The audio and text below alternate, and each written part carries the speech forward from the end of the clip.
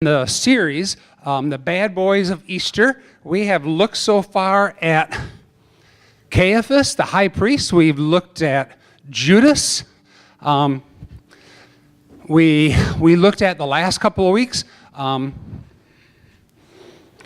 Elisa was here, and she did 2 weeks on Peter, and she did amazing. Her teachings were. And today we're going to spend the morning looking at the bad boy of Pilate.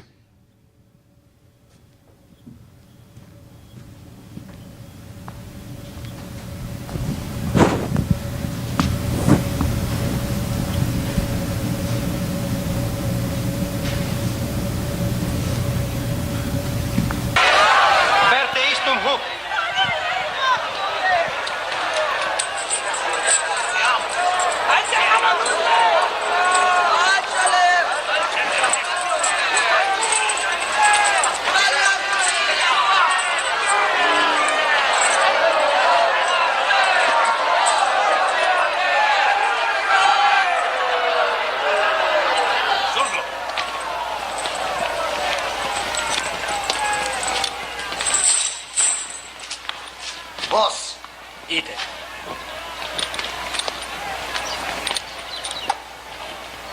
Steg.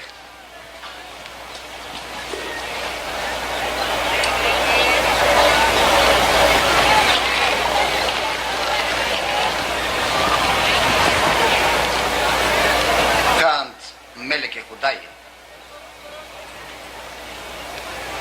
Attimittim sohoktichis. Admorogasqui ali xerunt tibi de me. Quomodo eguipse talem quaestionem propusuissem. Anaecut, numquid ego Iudeus, pontificis tui mihi tetradiderunt. Me interficere te volunt. Cur, quid fecisti? Rexes tu? Regnum meum non est hoc mundo. Sia sed, utas ministri mei isto sic tradere mei. Si dissent. Ant malca, ergo rexes. Ego in hoc natus sum. Testimonium veritati perebeam. Omnes qui veritatem audiunt. Vocem meam audiunt. Veritas.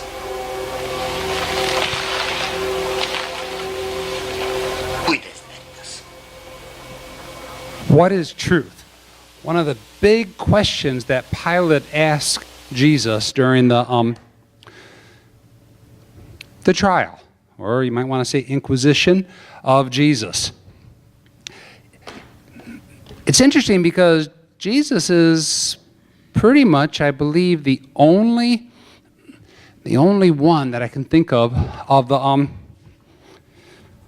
the Easter time, the Lenten Holy Week. And do you all know what Holy Week is?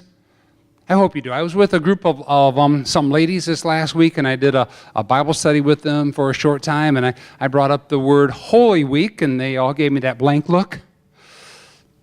I said, okay, none of them knew what Holy Week meant. Holy Week means this week. It's with Palm Sunday, it's with Maundy, Thursday, Good Friday, and then Easter celebration is called Holy Week. Pilate is the one who's a non-Jew. Pilate is one who doesn't know the heritage besides what he's learned because he's been governor for a while. Pilate ended up actually being the governor, the leader, the one who was in control of the land of Israel for 10 years. We tend to think of Pilate as being sort of inept. A lot of times we Christians have thought of him as being an inept leader, but he was a leader there in Palestine for 10 years. That's a long time. The emperor had to have some confidence in him to keep him in that position. You all know the story.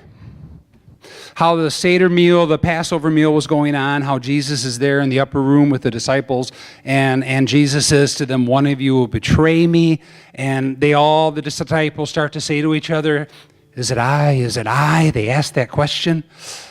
And then Jesus is the Word, it's the one who I dip to gather. And if a lot of you have seen us do the Passover meal, the way they actually do it, the Seder meal, there's a point where the father, the leader, who was Jesus at that point, took the bread and he dipped it and he handed it over and gave it to Judas, and Judas ate it. And then Jesus says, go and do what you were set to do. The other disciples think, oh, maybe he's going out to buy more food, something else. They didn't know what was going on, but Jesus knew. At that point, after the Seder meal, Jesus leads the disciples out to Gethsemane, and they spend their time in prayer. And it's out there when they're in time of prayer, when the disciples are falling asleep, and when Jesus' heart is being wrenched out, that Judas shows up with the religious leaders, soldiers, and it's thought maybe even some of Pilate's soldiers to arrest Jesus. The first two trials that take place for Jesus are in front of the religious leaders, Caiaphas, the Sanhedrin, the 70 leaders. Well, we think there probably wasn't 70 because Nicodemus was one of those. And so it's thought that there was probably missing a couple within that 70. And to be tried by the religious leaders, the Sanhedrin, the 70 within the Jewish concept or within the Jewish law, there had to be two different trials. But they did their two different trials, like one at 3 o'clock or so, something, and one about 5 o'clock in the morning. They did them back to back. 7 in the morning, they take Jesus to Pontius Pilate. Pilate. Who is Pilate? We really don't know a whole lot about Pilate. We know that the Pontius name is a family that's from the southern part of Rome, so lower than Rome, and that family had at times tried to overthrow the Roman government. And we know that in the process of doing that, they ended up losing their nobility, and they ended up becoming more of a middle class within the society of the Roman society. The name Pilate actually means to be armed with a javelin. Armed with a javelin, a 6-foot-long spear. It's thought that he might have been a warrior in the Roman army and then worked his way up. There's a lot of stories. If you get out there and Google, don't Google it now. Don't do it now. If you're going to get on anything, get on YouVersion, because all the notes are on YouVersion, the Bible app. But there's a lot of different stories about how Pilate grew up, how he ended up in Rome, how Pilate's life ended. Getting ahead of myself here, but some people say that Pilate ended up committing suicide. Parts of the church around the world say that Pilate became a Christian and that his wife became a Christian. We really don't know totally what his life was like before he became Pontius Pilate, the ruler of the land of Israel, or what really happened at the end of his life. But we do know that for such a time as this, anybody remember where that passage comes from? Esther, the Old Testament, when Esther becomes the queen, and Esther's uncle says to her, for such a time as this, you have become queen so that you can talk to the king to save the Jewish people. For such a time as this, Pilate was to be governor of Israel. And it's interesting because the religious leaders, they wanted Jesus killed, but they did not have the authority to do it. Some years later, some of you may recall the fact, the first martyr that died for Christianity, besides Jesus, was James. James was stoned by the religious leaders. The governor at that time, who was over Israel, was not in the area. And the historic records show that when he came back to the area, the Jewish leaders paid a price, because they were not supposed to kill somebody without the Roman authority saying this person deserves death. So here you have Pilate. And you got to know that Pilate's, his tenure of being there for 10 years, really did not start off on a good foot. Because when he first came into the land of Israel, he took a lot of the soldiers and they went from the coast, from the Mediterranean coast, and they went into Jerusalem and they brought their standards and they brought the pictures of the emperor Tiberius and they brought them into Jerusalem. And if you know anything about the Jewish culture, that was sacrilegious. They did not make any pictures, any idols. Not because what are the 10 Commandments? Thou shalt not have any idols. They said, no, that's an idol of Tiberius. And there was an uproar. There was such an uproar that the religious leaders at that point went to where Pilate was. He wasn't in Jerusalem. He was in another area in the land of Israel. And they went there, and for 7 days they protested against Pilate. And Pilate's a brand new governor. He's like, what are these... These tumultuous Jewish people are giving me a headache. For 7 days, they're protesting.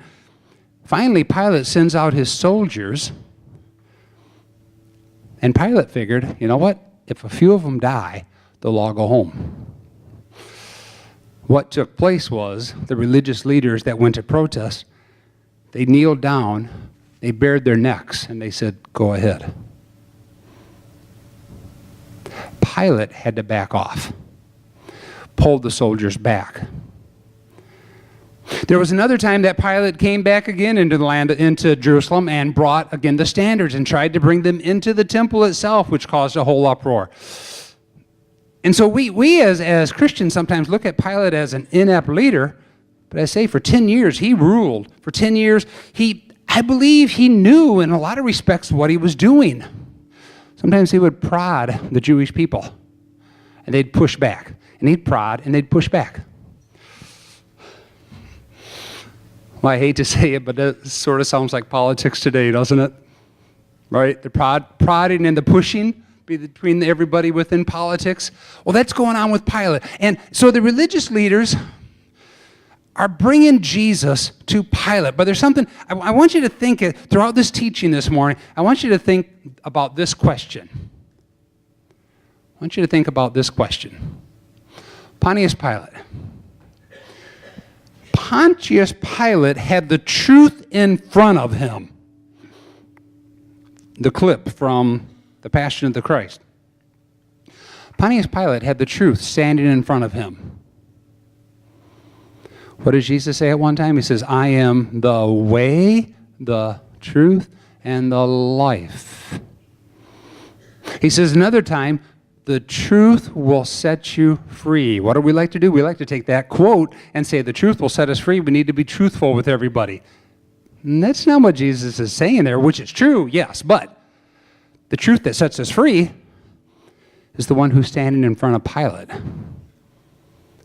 But I think for ourselves, we need to ask ourselves that question. We may have the truth standing before us. But how often don't we want our own comfort? Pilate had the truth standing before him, but he wanted his own comfort. So the religious leaders brought Jesus to Pilate for the first time. And when they brought him to Pilate, they said, you know what? It's interesting because the charge that they put against him in the Sanhedrin was the charge of blaspheming, saying that he is God, that Yahweh God and he are one. But what's the charge that they bring to Pilate? The charge that the religious leaders bring, that Caiaphas and the rest bring, is the fact that Jesus is perverting the nation, forbidding us to pay our taxes to Caesar, and saying that he is a king. They said nothing about blaspheming to Pilate. They knew that if they brought the charge of blaspheming to Pilate, Pilate would look at them and say, you bunch of religious fanatics. There's some thought that Pilate maybe not have been a religious individual. There's belief that his wife was very religious. Again, we're not totally for sure.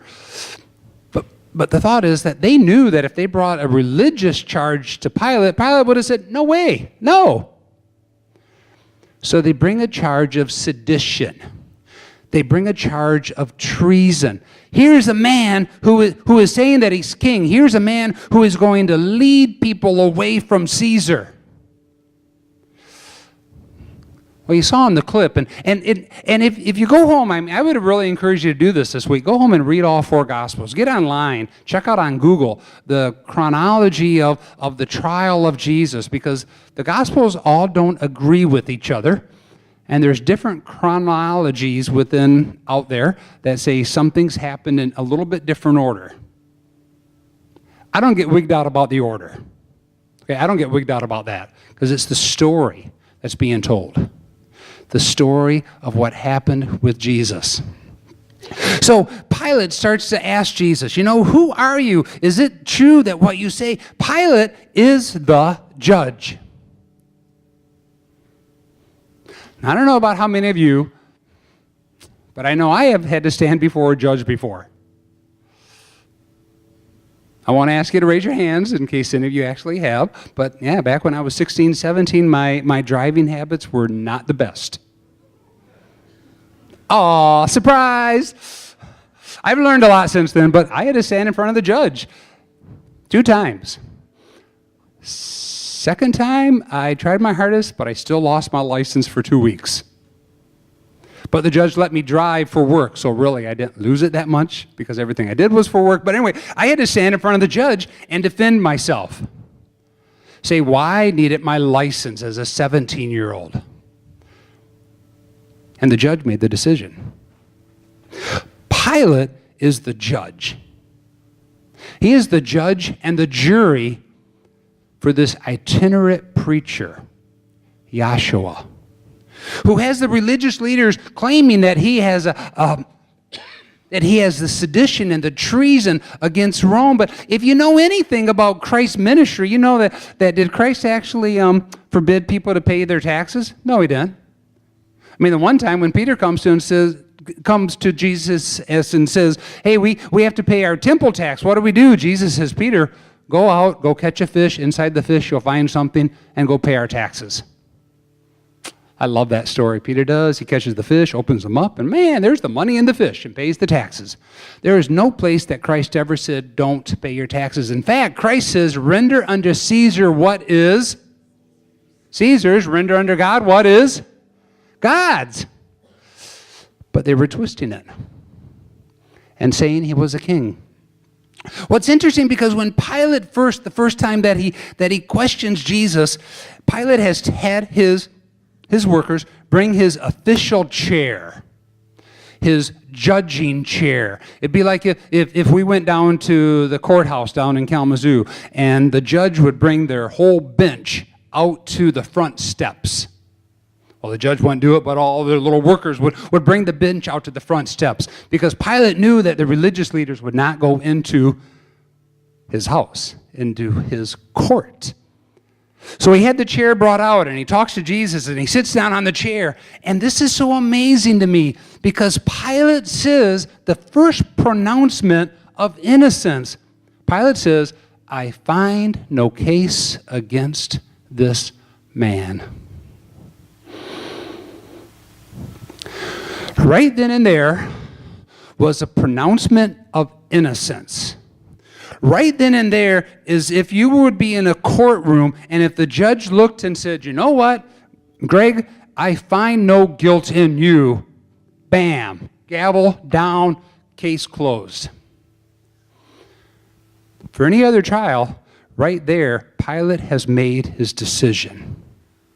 Should be done. Pilate, in some respects, underestimated the stubborn-hearted Jewish leaders. They started making a fuss about it, and they started saying, no, that he's doing all these things. He's perverting the people. He's leading them astray. And all this is taking place. And it's interesting, because then in the process of the conversation with Jesus, Pilate finds out that Jesus is from Galilee, the northern part of Israel. And Pilate thinks, whoa, King Herod is from Galilee. Now, not King Herod, who had all the babies killed in Bethlehem. Not King Herod, who had rebuilt the temple. Not King Herod, who had rebuilt so much of Jerusalem. But it was King Herod's son. King Herod's son, one of his sons, of which a couple of them were leaders in the land of Israel. This King Herod, if you remember, threw a big party for some of his friends. It's about 3 years earlier. Had his wife's daughter, so his stepdaughter, dance for everybody. And she so pleased all the men that were there, King Herod said to her, "What do you want? Up to half my kingdom, what do you want?" She goes to her mom, "Mom, what do we want?" Mom goes, "I want the head of John the Baptist." Why? Because she was married to Herod's brother. Got divorced from Herod's brother to marry King Herod. She goes back, the daughter goes back, and says, "I want the head of John the Baptist." If you read the gospel story, that Herod at this point is sad, but he made the vow. And he has John the Baptist, the cousin of Jesus, beheaded. Herod has blood on his hands. The people loved John the Baptist. The people were loving, following Jesus. If you were here 3 weeks ago when we talked about Caiaphas as the religious leaders, one of the aspects that the leaders hated about Jesus, not simply that he claimed he was God, but he had the crowds of people following him. They wanted to stop that. Well, Herod finds out that Jesus is from Galilee, and he says, Pilate finds out that Jesus is from Galilee, and he thinks, hey, Herod and I have been having a problem. You know, I've had some issues with him. I've had some of my soldiers go up to Galilee and kill some of his people, and there's just been some issues. Okay, I'm going to send Jesus to him. So Pilate sends Jesus to Herod. I think you all know the story. You know, King Herod finally gets Jesus in front of him and says, "Hey, Jesus, is this who you say you are? Hey, Jesus, do a miracle for me. Hey, let's see something fantastic. Let's see some magic." And Jesus is quiet. Herod's soldiers beat up on him some, send him back to Pilate. And Pilate, at this point, says to the religious leaders, the charge is still forbidding us to pay taxes to Caesar. Okay, the next slide there, Andrew. Whoops. Keep hitting, Andrew, or if you put the mouse on the little arrow, then I get control. The charge is still perverting the nation and saying that he's a king. There is a second pronouncement that Pilate gives. Pilate sits back on his chair, and he gives that second pronouncement. "I find no cause against this man." Herod found no cause. I find no cause. You know, we say in America you can't be tried twice for the same crime.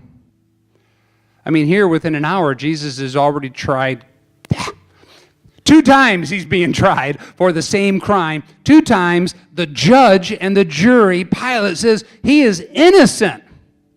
Twice. But the religious leaders would have nothing of it. They started calling for some more things to take place. At this point, it's believed is when Pilate's wife comes out to him. And Pilate's wife says to him, "Honey, I've had a bad dream. I had a bad dream. I couldn't sleep. The gods were talking to me. Have nothing to do with this righteous man. Honey, please don't have anything to do." And what has he already done twice? Already proclaimed the innocence. But does Pilate listen to his wife? Okay, that's a whole other story for we men. I think it does we men good when we listen to our wives. But that's a whole other teaching there. Then Pilate has Jesus taken inside, and Pilate has his soldiers beat Jesus. I mean, you saw it up there. A lot of you hopefully have seen the movie, The Passion of the Christ. If you have never seen the movie, you need to see it. We have it in the lobby, in the library. It is an intense-filled movie about what Christ went through. And Pilate's soldiers severely beat Jesus. They scourge him. And Pilate then takes Jesus back outside. And Pilate takes Jesus, has him scourged. The soldiers get together, put a crown of thorns on him. They say, "Hail, King of the Jews!" So they're starting to mock him that he's the king. And they struck him in the face. Once more, Pilate comes out and says to the Jews, I love this, the third pronouncement of innocence. Pilate says, I am bringing him out to you again to let you know that I find no basis for a charge against him. Christ now has been tried twice by the Sanhedrin illegally. He has now faced Pilate 3 times. And King Herod. The religious leaders found him guilty. Herod and Pilate 3 times says, we find no case against this man. But Pilate's starting to wear down. Pilate knows that these Jewish people are very obstinate. They're stubborn. They're self-willed. And Pilate then has Jesus come out as he's wearing the crown of thorns and the purple robe. And Pilate says to them, and this is sort of like a jab to the leaders. He says, here's the man. You say that he says he's a king.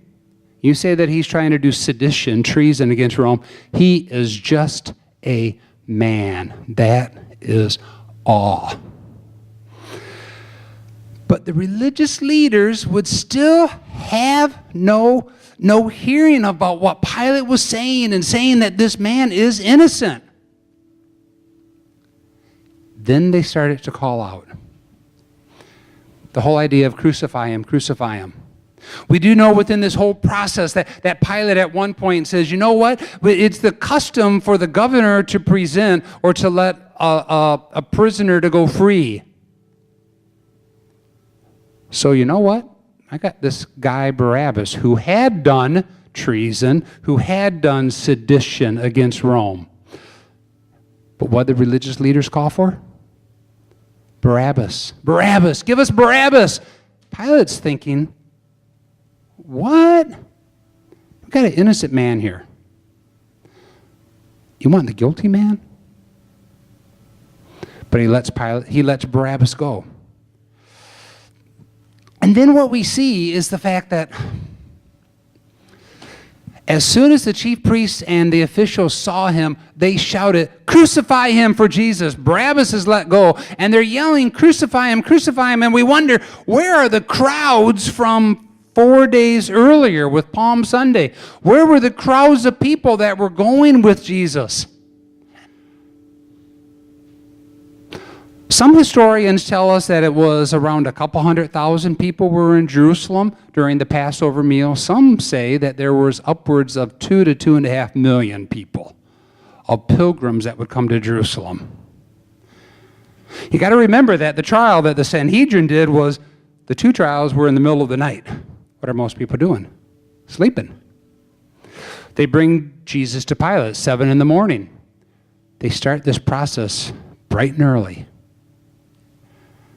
I don't believe it was the same people that were saying, Hosanna in the highest, blessed is he who comes in the name of the Lord on Palm Sunday. I don't believe it was the people that were there that saw Lazarus rose. I don't believe it was the people who were following Jesus were the ones who were calling Barabbas and crucify him. But the religious leaders, those who should have known,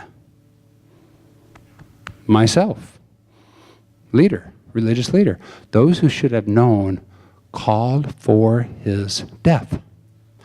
And at this point it gets interesting because Pilate, and again the chronology of all this gets a little confusing sometimes as you put all the Gospels together, but it's believed that there's probably the 4th pronouncement of innocence. Pilate says, I find no basis for a charge against him. Pilate is seeing the truth. He sees it because Pilate says, what is truth?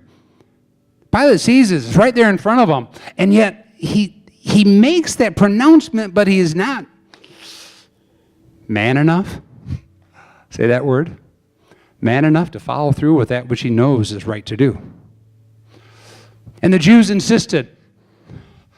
And here it's interesting because the Jewish leaders actually come up with a new charge, but it's not really the new charge, it's the original charge.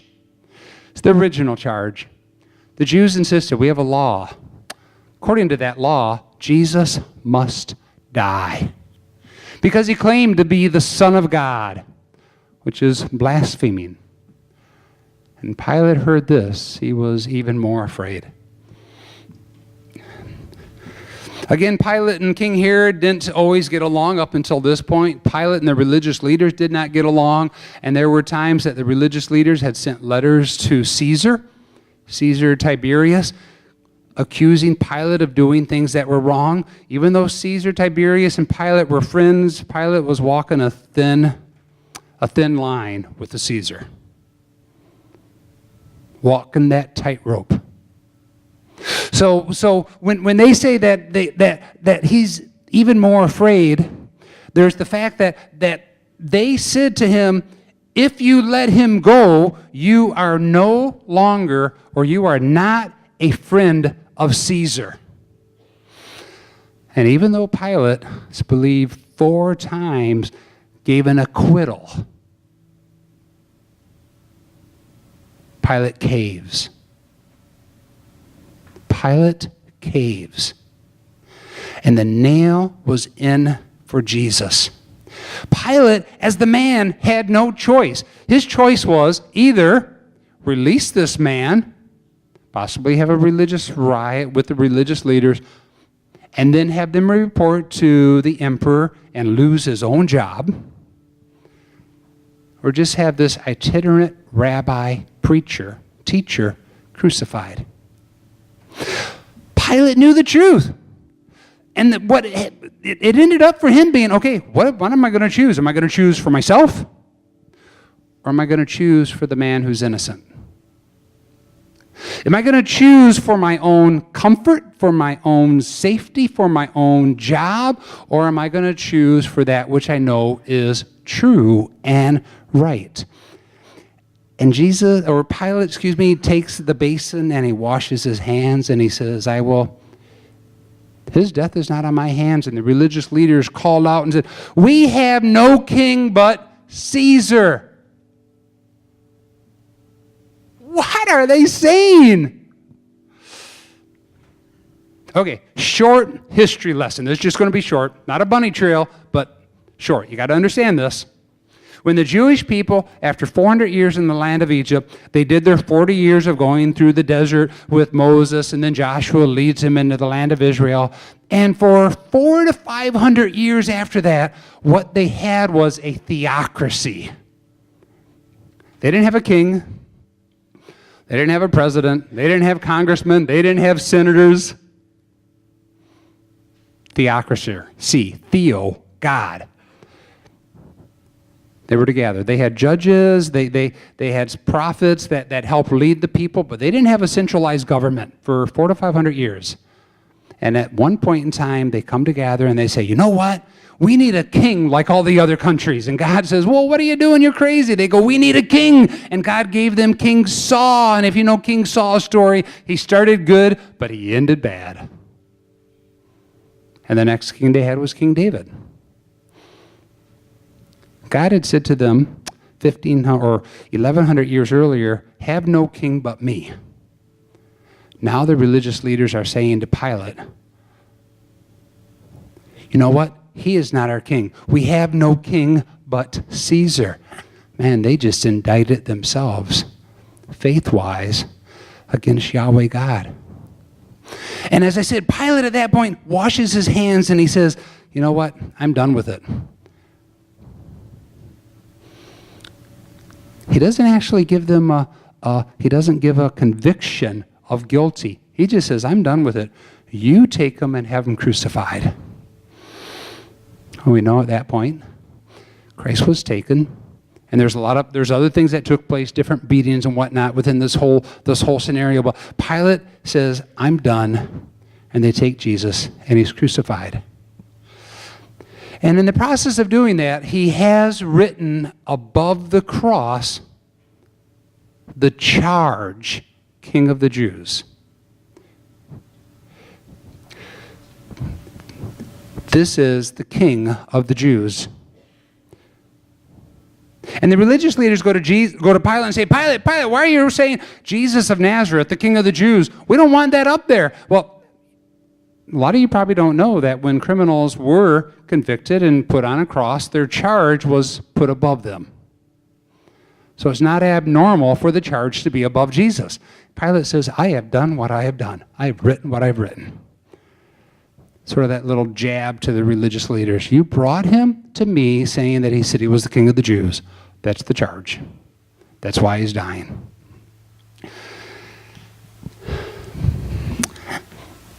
But within this, I think with Pilate, it's easy for us to sit back and judge Pilate. Just like we looked at 4 weeks ago, easy for us to judge Caiaphas, the religious leader, or to judge Judas. The last 2 weeks talked about judging of Peter and some of Peter's actions. But I think there's that little bit of Pilate in all of us. There's that little bit of Pilate in all of us that says we are confronted with the truth, that regret within our life when we are faced with the truth. But we want to deny his existence. And when I say confronted and faced with the truth, I just don't mean the truth of life, of the truth of what we do. I'm saying that when Jesus says, I am the way, the truth, and the life, when we are confronted with the truth, Jesus Christ,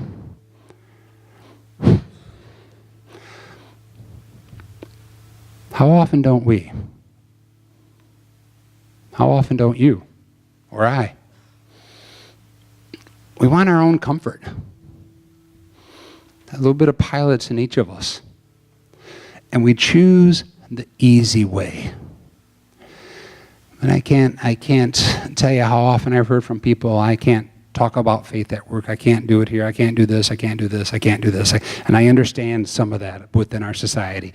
And yet the reality is, how often don't we choose the easy path? How often aren't we within our life saying, you know what, we know that truth.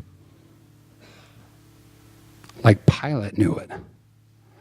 Pilate, who had given a judgment of innocence 4 times, finally caves. When we choose the easy path, when we choose our own comfort, we are denying the truth of Jesus Christ. Jesus said,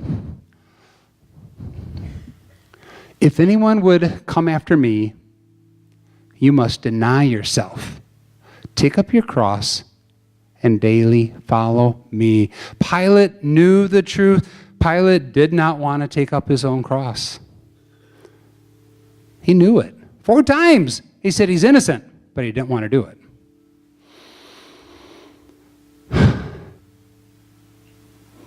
Let's not judge Pilate. Let's look at our own life. Where do we know the truth? If anybody would come after me, they must deny themselves, take up their cross daily, and follow me. For whoever wants to save their life, Pilate wanted to save his hide. But if you believe the one story is that he committed suicide at the end of his life, he lost it.